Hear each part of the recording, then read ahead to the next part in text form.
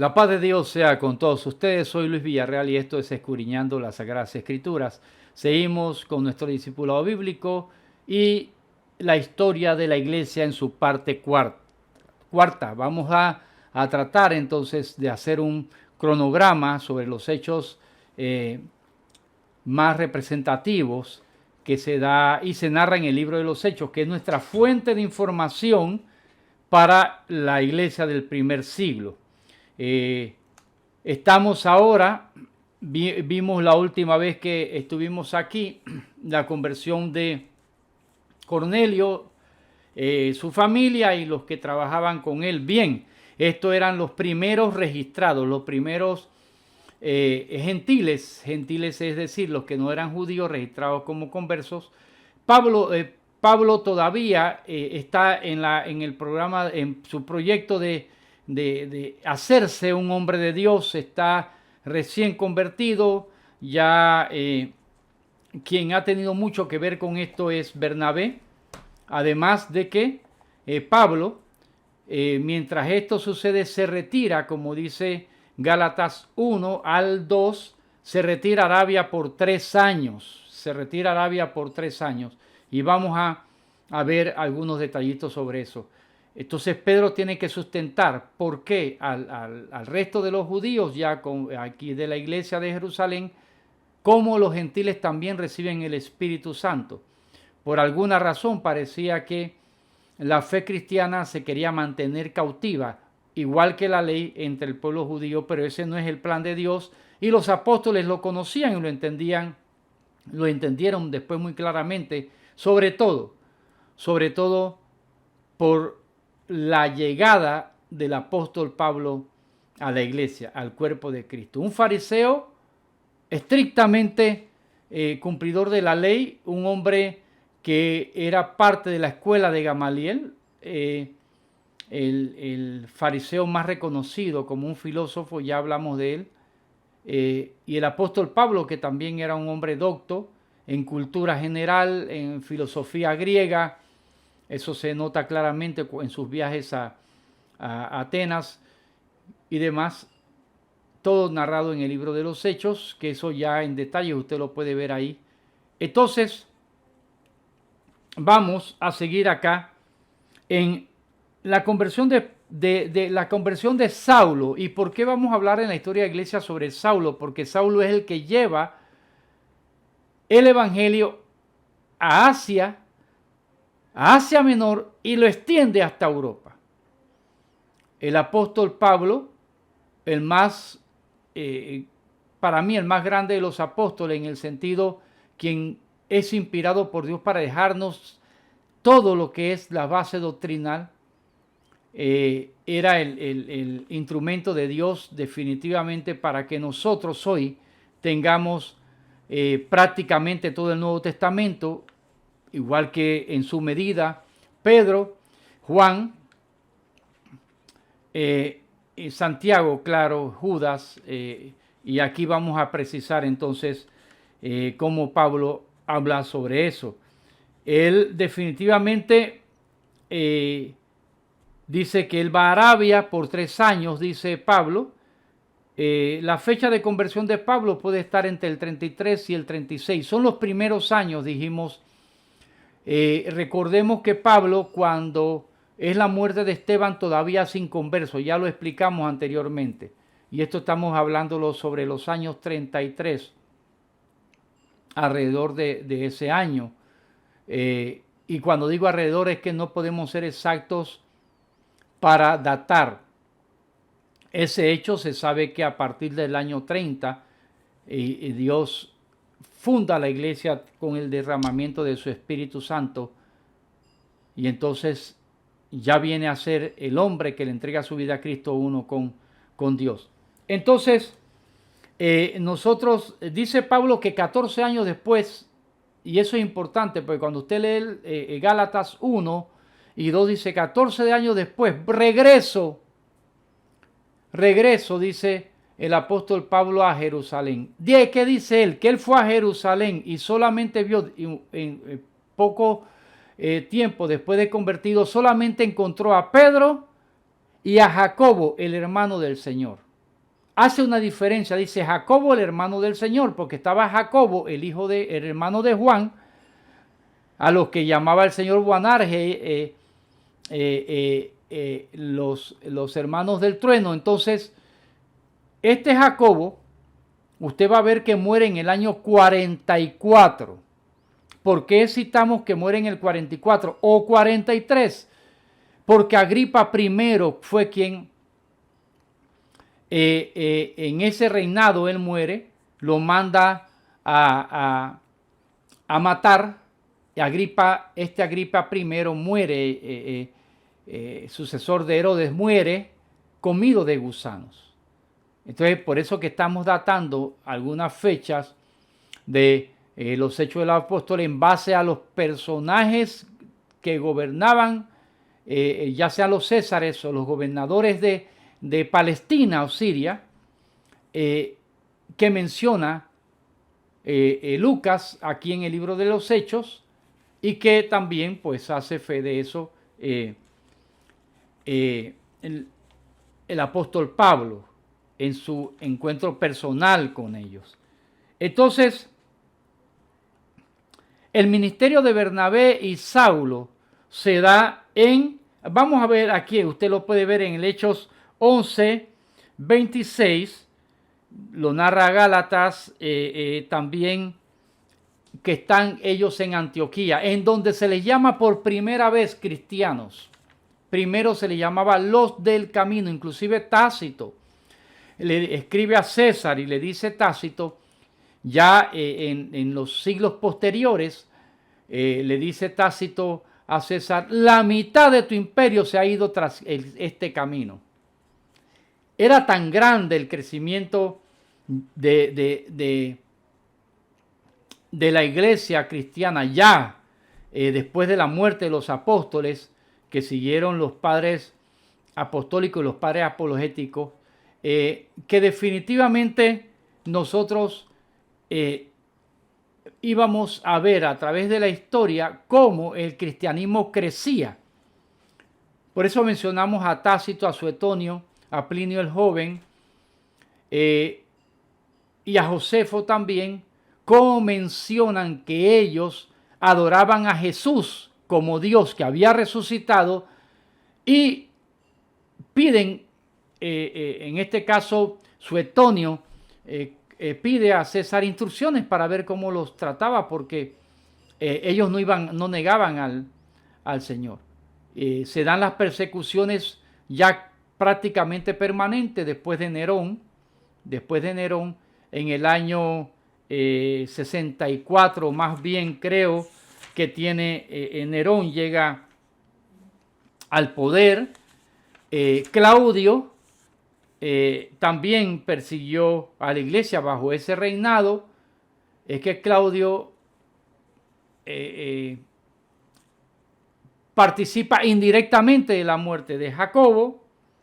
Y entonces nosotros vamos a ver acá cómo el evangelio en Antioquía ya abiertamente es predicado a los gentiles. La iglesia crece en gran número entre los gentiles.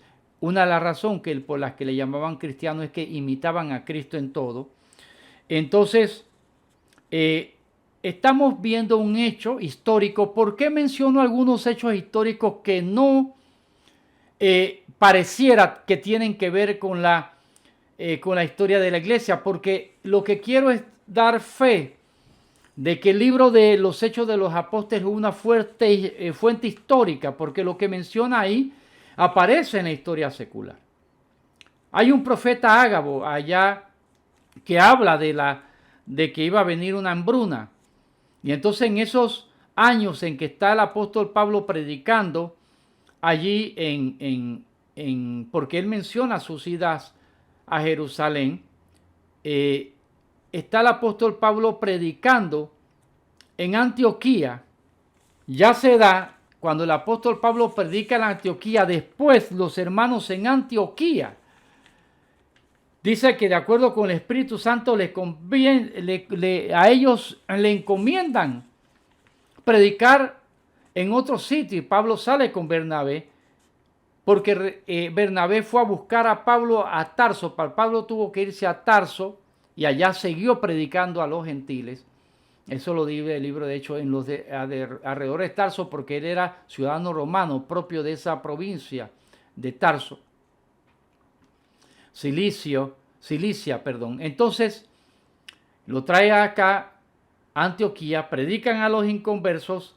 La iglesia en Antioquía, la iglesia de Antioquía, les encomienda a ellos el primer viaje que se da en los años 46 a 48 aproximadamente. Pero los hermanos de Antioquía, antes de eso, vienen y envían con Pablo y Bernabé, el hijo de consolación, envían una ofrenda. ¿Por qué? Porque se da una hambruna. Esa hambruna es mencionada por, vamos a decirle específicamente, por ejemplo, Ágabo, que era un historiador, la sitúa en el 9º año de Claudio.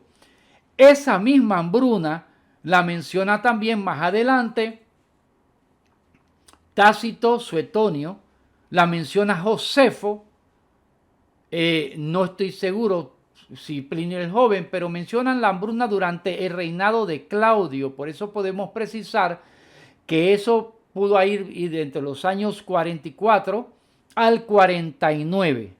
Entonces, esa vez Pablo llega a Jerusalén.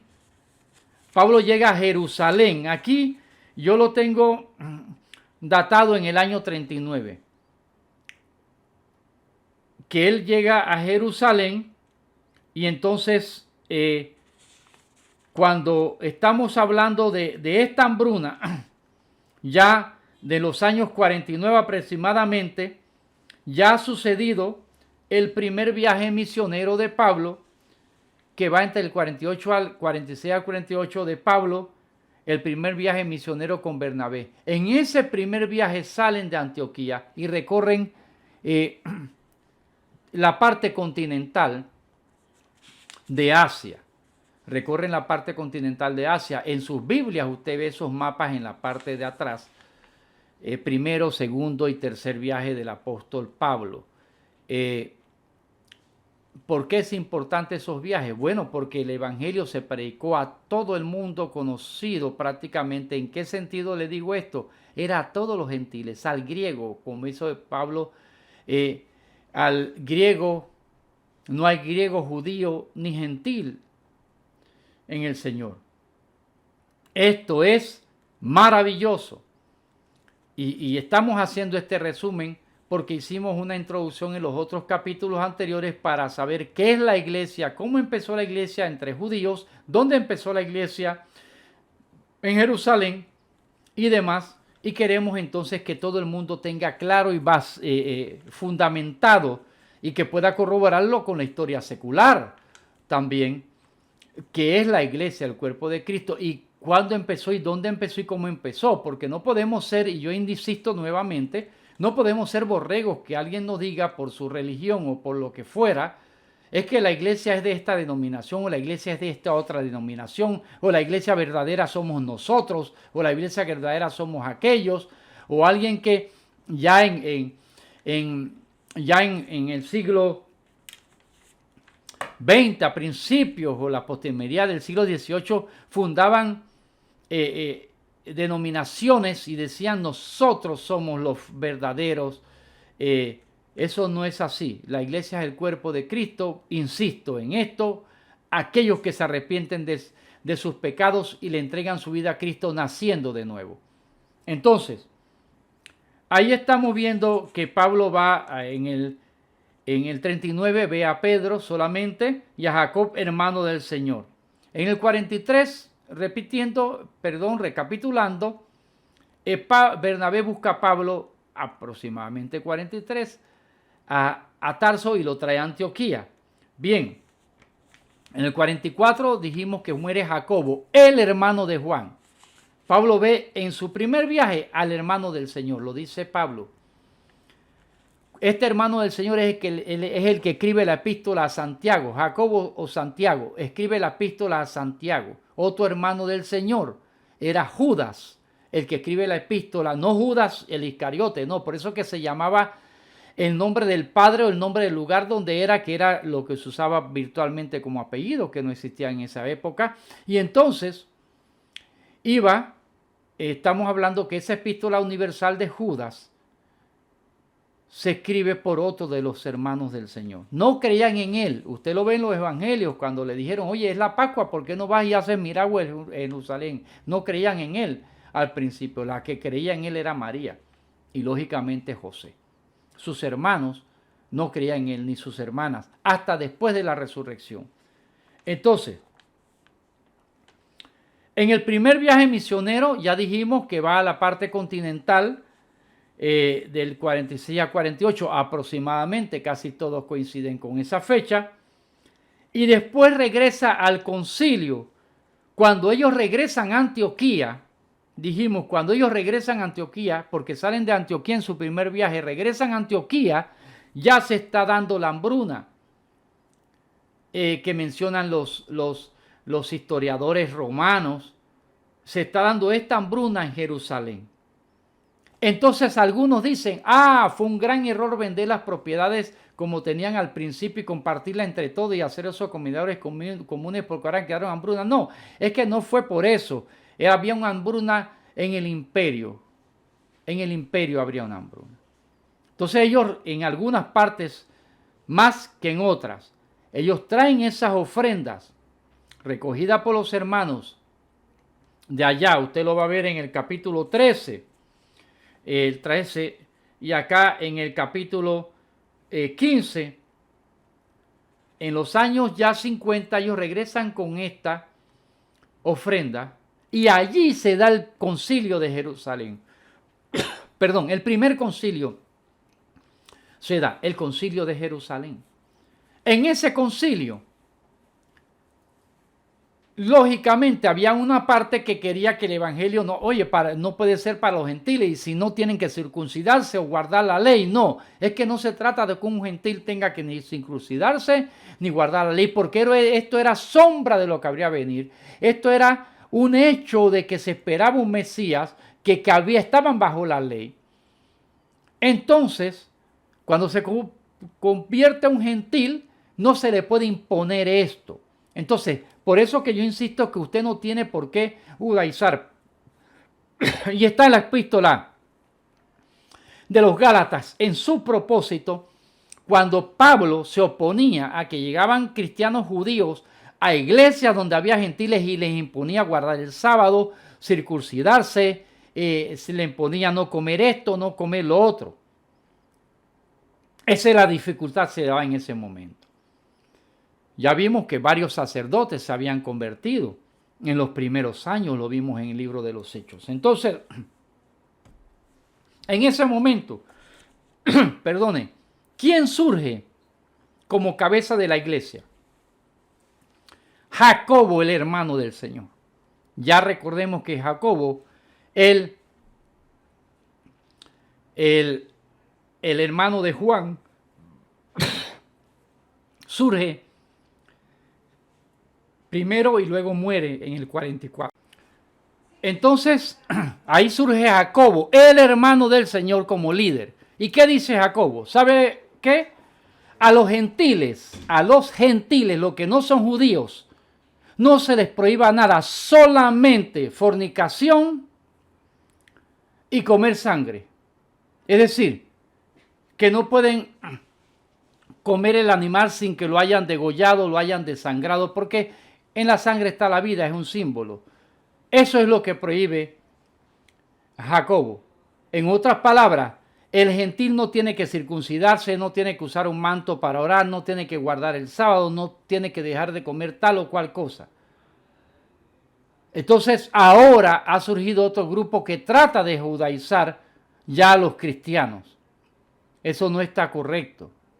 Si usted es judío y usted se convierte, usted guarde su ley, guarde el sábado, usted está circuncidado, bien, pero recordemos que si yo creo que voy a ser salvo por seguir cumpliendo la ley, entonces estoy diciendo que el sacrificio de Cristo no fue suficiente.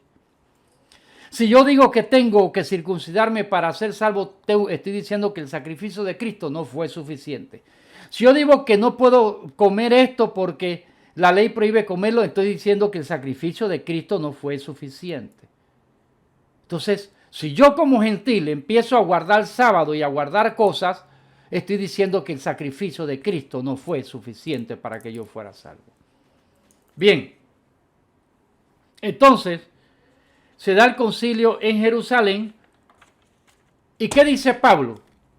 Que los apóstoles le dieron la diestra, la mano derecha, en señal de que los aprobaban y lo enviaron a los gentiles. A Pedro lo enviaron a la circuncisión, diciendo a los que son circuncisos, a los judíos, enviaron a Pedro. Y usted lo ve en las epístolas universales de Pedro, en donde él habla a la diáspora, es decir, a los que están dispersos. ¿Por qué los que están dispersos? Porque resulta que en el año 50 hubo una situación que fueron dispersos muchos. Pero también de Roma también fueron sacados todos los judíos. Y entonces se cree que Pedro está escribiendo desde Roma. ¿Por qué? Porque habla de Babilonia. Y en Babilonia esa ciudad estaba deshabitada. Está Pedro señalando a Roma como Babilonia y que de ahí está escribiendo. Entonces, hagamos un paréntesis. La iglesia de Roma se cree que fue fundada por dos de los discípulos de Pablo. Entonces, en este caso, Pedro también estuvo en Roma un tiempo y en Roma Pedro muere, martirizado alrededor del año 67. Entonces, mientras tanto, Pablo también va a ir a Roma y eso lo vamos a ver. Y vamos a ver quién queda en lugar de ellos. Clemente de Roma, uno de los padres apostólicos, con todas las referencias, todo lo que los otros escriben sobre él, queda como obispo de la iglesia en Roma. Pero la iglesia en Roma viene a ser en la ciudad de Roma. Los cristianos no se fueron todos porque expulsaron a los judíos. Los cristianos quedaron reuniéndose también en las catacumbas. Y el resto del mundo, en Asia, en Grecia, fundada la iglesia en Corintio, la metrópoli comercial de Grecia, por Pablo, sigue la iglesia gentil creciendo y creciendo, pero también sigue la iglesia, también donde participaban algunos judíos en otros lugares, a los que Pablo, y eso vamos a ver una pequeña disensión entre Pablo y Pedro, creo que es en Antioquía, cuando Pedro se juntaba con todos, pero cuando llegaron los judíos solamente con los judíos y Pablo le reprendió por eso. Entonces, y desde Corintio fue escrita las primeras epístolas de Pablo. A los tesalonicenses fueron escritas desde Corintio. Entonces estamos ya en el año 50 al 52, cuando Pablo hace su segundo viaje, ya se extiende mucho más. En el segundo viaje, Pablo se extiende muchísimo más. Eso, si entraríamos en algunos detallitos ahí, vamos a confundirlo un poco, pero se extiende mucho más y yo puedo llegar a una conclusión. Por ejemplo, las iglesias a las que le escribe Juan en Apocalipsis de Asia Menor prácticamente fueron fundadas por Pablo o sus discípulos, porque quien llegó ahí en esa área primero fue él. Pablo vuelve a visitar las iglesias en sus segundos viajes y se extiende más allá. Se extiende más allá, estableciendo iglesias al final. En el tercer viaje, estamos hablando en el año 53 al 57, ya entonces funda la iglesia de Corintio, pero antes ya el apóstol Pablo había estado en Efesios Y así usted lo ve en el libro de los Hechos. Efesios tuve 3 años, pasa por otras ciudades, ya en su tercer viaje virtualmente despidiéndose de los ancianos. A Pablo se le dice, para ese tiempo, el evangelio Pablo lo había regado por todos lados. Otro de sus deseos era llegar a Sefarat. Sefarat es España o Hispania. Sefarat. De ahí viene lo de los judíos sefarditas, los que son judíos de origen español. Entonces, en ese momento, Pablo es advertido que no vaya a Jerusalén. Que no vaya a Jerusalén. Pero Pablo quiere ir a Jerusalén. Lleva con él a Timoteo. En Jerusalén, Pablo es arrestado, perseguido por los judíos. Es arrestado en Jerusalén. Uno de los sobrinos de Pablo le anuncia o se da cuenta, oye, y le dice al jefe, ahí al centurión, oye, van a matar a Pablo, y lo sacan de la fortaleza Antonia cargado, lo llevan hasta Cesarea, fuertemente custodiado. Y allí, en ese momento, ¿por qué datamos esa época? Mire, él da 3 años, usted lo ve en el capítulo 19 y 20, los años que estuvo 3 en Efesios, en Macedonia y Grecia.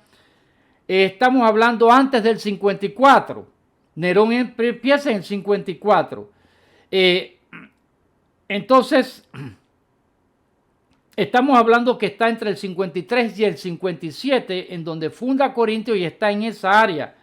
En el 57 al 59, Pablo entonces va a Jerusalén, allá lo arrestan, lo acusan falsamente, tienen que sacarlo protegido para Cesarea, y ahí Félix lo mantiene detenido, porque dice Pablo que Félix quería que le diera algo de coima, y lo llamaba cada rato. Entonces, esto lo estamos datando en el año, cuando Pablo va a Roma. ¿Por qué estamos datando que Pablo va a Roma en el 59? Porque en el 50, recuerde que Félix lo deja ahí, llega Poncio Festo. Pablo inclusive le testifica hasta a Agripa. Recuerden que el libro de los Hechos hay una profecía sobre Pablo, dice que tú eres instrumento escogido para predicarle a reyes, a príncipes y a de todo. Y ahí está Pablo predicándole al rey Agripa, a los gobernadores, a Félix, aquí a Porcio Festo. Entonces, Pablo apela a Roma. Ya dice que lo iban a dejar libre, pero Pablo apela a Roma. Y entonces empieza el último viaje, porque en los otros viajes, segundo y tercero, él usa el barco, sale de la parte continental, visita las islas, Chipre, todo eso. Y entonces en su viaje a Roma, en el 59, está el viaje de Pablo a Roma. Ese viaje descrito por Lucas con detalle, habla inclusive del Heraclidón, es decir, es un viento huracanado, es lo que equivale a un huracán acá en América, o un monzón en Asia, es allá, en el Mediterráneo. Entonces, en el capítulo 27, porque él apela en el capítulo 26 al final, en el capítulo 27 habla del viaje de Pablo a Roma, y este viaje de Pablo a Roma, escuche este viaje de Pablo a Roma, Sir Walter Raleigh, que era un navegante que fue hecho Sir por la reina de Inglaterra, dice que es la redacción o la narración mejor que él ha visto, la mejor narración que él ha visto para hablar correctamente de lo que es un viaje en el mar o una bitácora. Allí Pablo entonces naufragan, llegan a una isla, encuentran a Publio, el principal de la isla, testifica en ese lugar y luego llega a Roma. Pablo en Roma, para el tiempo de Nerón, y Pablo definitivamente allá, algunos dicen que fue liberado, yo no estoy seguro, eso no se puede asegurar. Lo que sí es cierto que se le permitió estar en una casa custodiado y ahí siguió enseñándole a los discípulos. Ahí entonces estamos viendo a Clemente de Roma, que es uno de los padres apostólicos. Ya Pedro después, Pablo es muerto, decapitado por Nerón, porque así fue. En el 66 al 67, Pedro también muere en Roma, pero cuando Pablo escribe la carta a los romanos, que ya está la iglesia en Roma, porque Pablo no fundó la iglesia en Roma, Pedro no debería estar en Roma porque Pablo no lo menciona, pero estuvo sus últimos años Pedro en Roma. Entonces, definitivamente con esto llegamos al final. ¿Y al final de qué? De la etapa apostólica, porque Juan, sus últimos años, está en Éfeso, escribe las epístolas universales de Juan, primera, segunda y tercera de Juan, porque él está combatiendo la herejía gnóstica, la herejía, primera herejía del primer siglo, y ahí entonces es encarcelado. Ya Juan acaba en la isla de Patmos. Recordemos que en el año 70 es la destrucción del templo por Tito, el general Tito, y de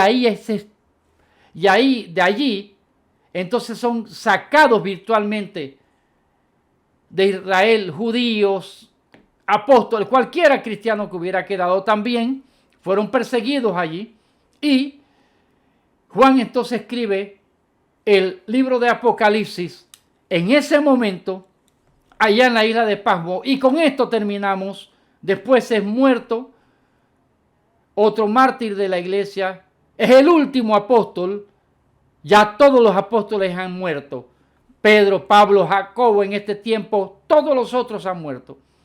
Terminamos con la era apostólica y ahora vamos en el próximo capítulo a hablar sobre los padres apostólicos, sobre los padres apologéticos, y llegaremos hasta el edicto de Milán, y después viene una época oscura hasta que lleguemos a la Reforma. La paz de Dios sea con todos ustedes, y recuerde, lo que enseñamos la palabra, debemos enseñar lo que dice la palabra, no lo que nosotros decimos que dice la palabra. Y yo les amo, el Señor les ama mucho más. Hasta el próximo miércoles, 8 de la noche, hora de Panamá, 9 de la noche, hora del este de Estados Unidos, y 7 de la noche, hora de Centroamérica. Saludos a todos los que nos escuchan, en España, en Sydney, en Bélgica, en todos estos lugares, en Cuba. Saludos también. Nos reportan allá que nos escuchan en Sudamérica, Ecuador y además. Paz.